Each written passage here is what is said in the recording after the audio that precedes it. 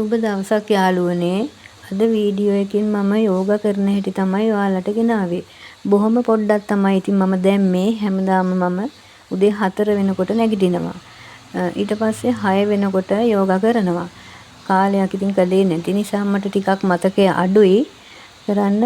සාමාන්‍යයෙන් මම යෝගා මෙඩිටේෂන් එකත් කරනවා ඇතැම් දවස්වලට. ඊට පස්සේ කරලා ඉවරලා මම පළතුරු මොනවා හරි තමයි කෑමට ගන්නෙ. සීනි ටිකක් අඩු කරලා. ඊට පස්සේ ඉතින් 10ට පමණ තමයි ඉතින් මම ගෙදර අනිකුත් වැඩ කරන්න පටන් ගන්නෙ.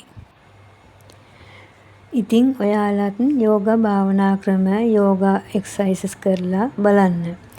ඒකෙන් හොඳ මානසික සුවයක් වගේම සිතට අමුතු නිදහසක් සැහැල්ලුවක් දැනෙනවා.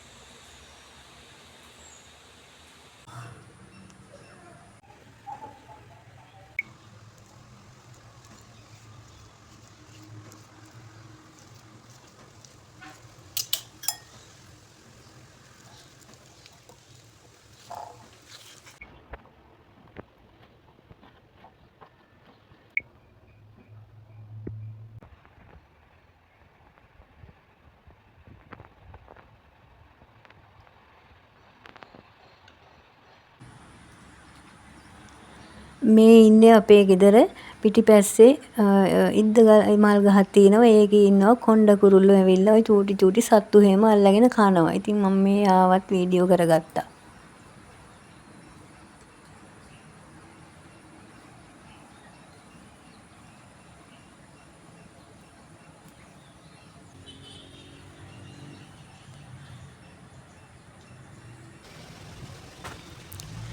අද මම මේ පොල් තෙල් ගෙදරදි හින්දා ගන්න තමයි සූදානම් වෙන්නේ. ඉතින් දැන් ඔයාලත් මේ පොල් තෙල් ගෙදරදි හින්දා ගන්න සූදානම් වෙනවා නම් ඉතින් දන්නේ නැති කෙනෙක් එහෙම ඉන්නවා නම් ඉතින් මේ ක්‍රමය බලන්න මම මේ පොල් තෙල් හින්දා ගන්න හැටි මේ ඒක බලන්නකෝ මේ ගෙදරදි මේ කරලා.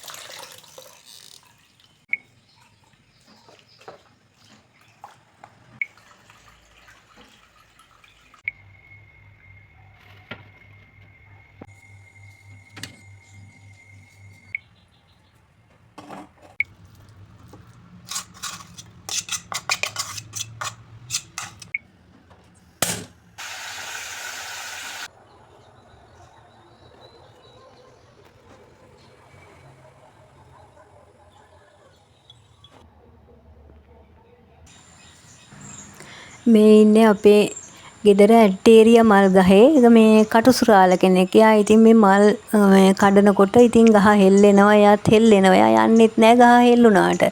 ඉතින් මම මල් පූජා කරන්න හැමදාම මල් කඩන වෙලාවට ඉන්නවා එයා.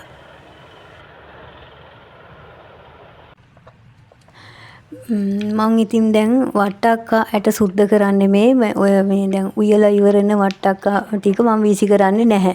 ඉතින් ඒ ඇට ටික මං අරගෙන පොතු පොඩ්ඩක් මේ තෙම්මල ඉවරලා වේලනවා. වේලලා ඉවරලා ඊට පස්සේ මම මේ පොතු අයින් කරලා ඉවරලා මේ අර විටමින් හොඳට තියෙනවා කියනවනේ වට්ටක්කා ඇටවල. ඉතින් මං ගෙදර කට්ටියට කන්න දෙනවා. මේවා මේ වේලලා ලෙලි ගහලා මේ හරි විටමින් ඕගොල්ලොත් ඉතින් කාලා බලන්න. මේක ඉතින් රසයි ගොඩක් ඉතින් කෑවහම.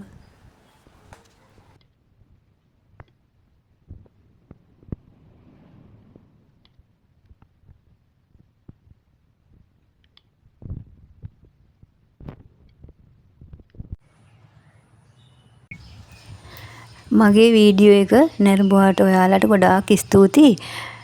නැවත වීඩියෝ එකකින් හමු වෙනතුරු ඔයාලා හැමෝටම සුබ දවසක්.